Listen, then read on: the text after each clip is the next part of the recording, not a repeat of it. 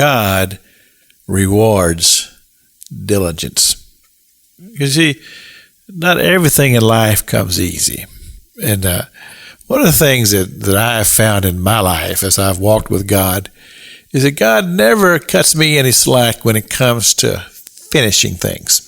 There have been things in my life to where, for whatever reason it was, I've walked away and I didn't conclude it. And over a process of time, God brings me back, puts me back in the same situation, and in essence, His voice is saying to me, now finish it this time.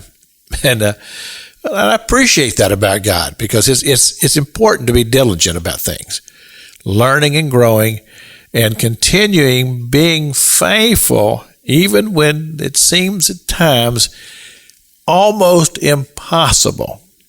But the truth of the matter is, with God, there is no impossible, because God is the maker of things possible. When you take this and you apply it to an athlete who has succeeded in their particular craft, maybe baseball, football, basketball, hockey, or whatever it is they play, and the reason why they're successful is because they have applied themselves and they've done the things that needs to be done in order to be successful. They've practiced, they've studied the rule books, they've watched the film. They're just diligent, and when it gets time for them to do their thing, whatever it may be, then all of a sudden it just looks like it's just so smooth and fluid, and you think, oh, wow, that's amazing. But we don't see the amount of time and effort that person has put in to making this success such as it is. I mean, I think about some of these folks that you see in the Olympics. They train and they train and they train and they train. And it's important, but it pays off when they're putting that gold medal around their neck, such as it is. Of course, you think about people who are in the military. And the term that I was taught by a gentleman that I was interviewing on the radio and in the talk show, he used the term muscle memory, that I had never heard that before.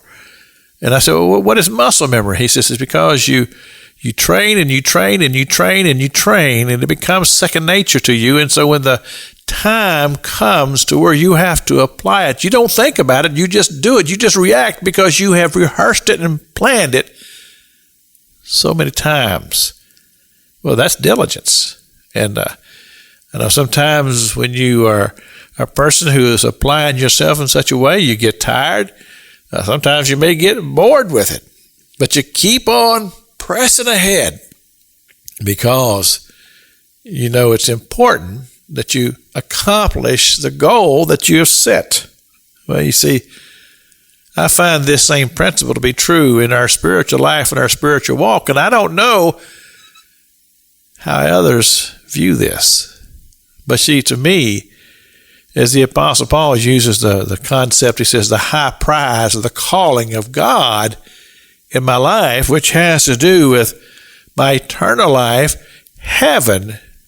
And, well, to me, it's important to be very diligent about that, because that's the highest prize that there could possibly be. It's Pastor Jack King with the gospel on the radio broadcast.